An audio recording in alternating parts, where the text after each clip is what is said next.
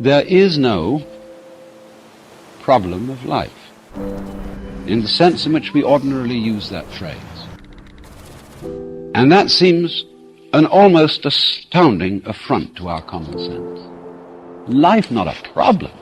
We see it as nothing but problems. We regard ourselves in a morning, noon, and night struggle to solve the great problem of existence. And for some people this problem is, why does the universe exist? For other people the problem is, how am I going to get enough to eat? And therefore, when you take it at one extreme or the other, who can say that life is not a problem? And yet here is this audacious suggestion that what we are bothering about is a ghost. It's something that isn't really there. One of the characteristics of neurotic behavior, is it's repetitive. The neurotic personality keeps going through unsuccessful life patterns again and again and again, and nothing seems to be able to stop him. The round, or the rat race of birth and death, that is to say, of life as we ordinarily live it. Because it is a round, it is a vicious circle, for the reason that we keep trying to solve problems that are not simply overwhelmingly difficult, but problems that are not problems at all. They only look like problems. And so when we tackle, impossible questions, things go round and round and never come out.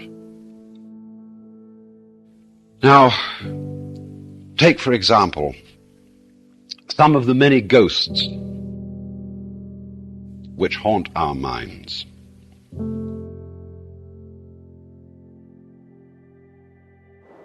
We say, for example, that we all have an instinct to survive. And a lot of people thus treat the problem of life as, how am I to survive? And one might almost be a little cautious about relieving people of this problem, lest they should lose the impetus to go on doing their work. But that also, impetus to go on doing your work, is another ghost. We think we are driven, We think that what we do has these mysterious things behind it. See, it's very important simply to keep your eye on what is being done and to describe that. And if you describe it clearly enough and well enough, you will probably find that the ghost of instinct disappeared. Thus, you see, when we talk about an instinct for survival, what is this saying? What is the evidence for the fact that there is an instinct for survival?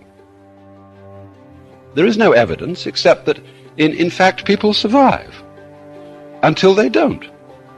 And this is rather odd, because what happens to the instinct for survival when people don't survive?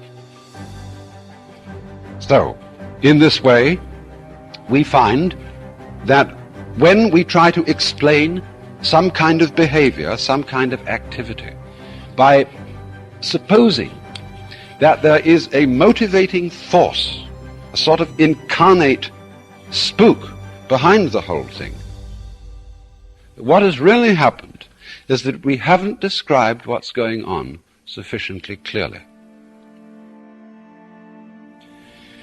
Now, this comes out in another way. When we try to describe anything at all, and think that we are describing something that, as it were, exists all by itself. As I've often said, we are so bugged by the notion of stuff, stuff acting, stuff doing things.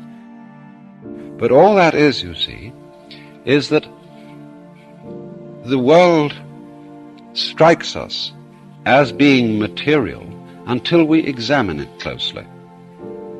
In other words, a distant nebula in the heavens looks like a solid star until you turn a giant telescope on it and you make out the clear pattern of a spiral nebula.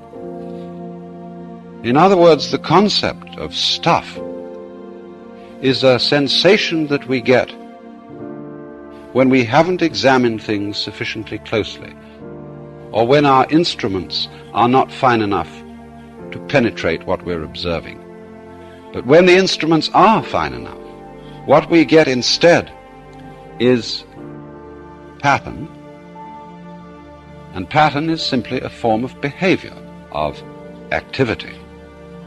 Consider this in another way. Let's go back to the human organism and ask the question, well, what about its shape?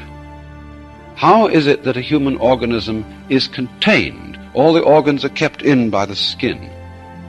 Well, we will describe, of course, the structure of skin and how it is that it holds together.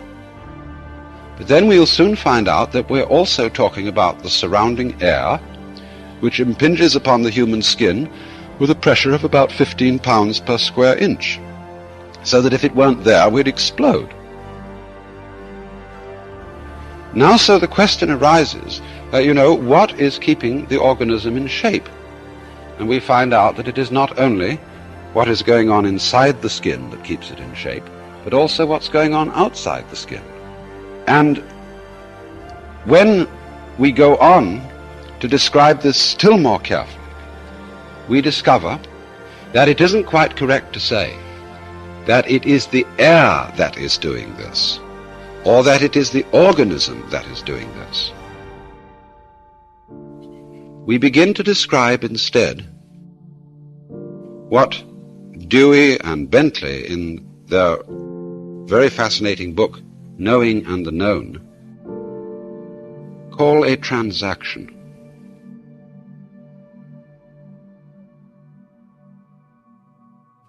Now, that is to say, a buyer can't buy unless somebody is also selling. You can't know anything unless there's something to know. And this fact, you see, is constantly overlooked, that anything in the world, whether it's inanimate or animate, whatever it may be, is there by virtue of being in a transactional relationship, not with something else, but with everything else.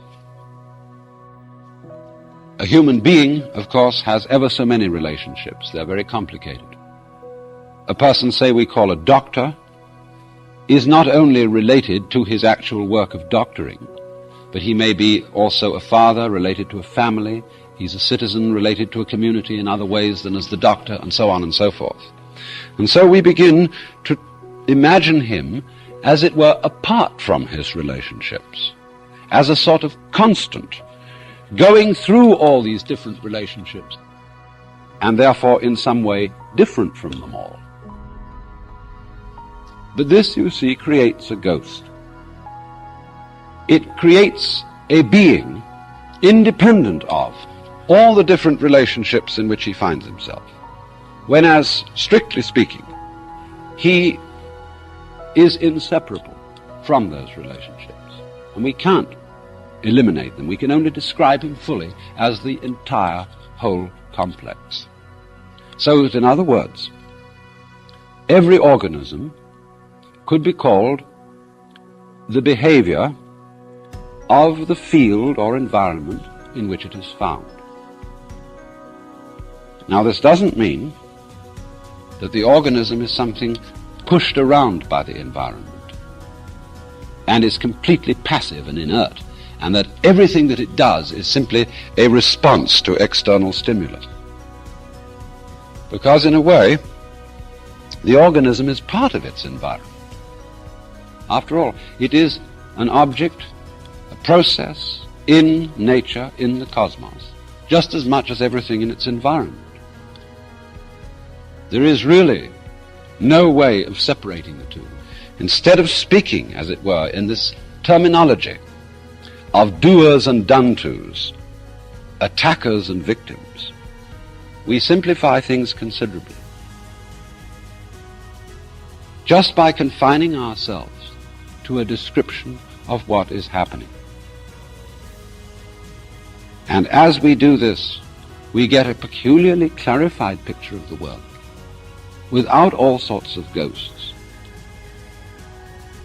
And it is in this way that we also begin to be able to have some preliminary intuition or sensation of the meaning of the fact that life is not a problem.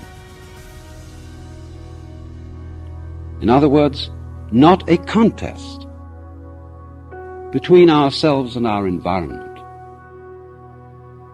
This conception of life turns out to be basically phony.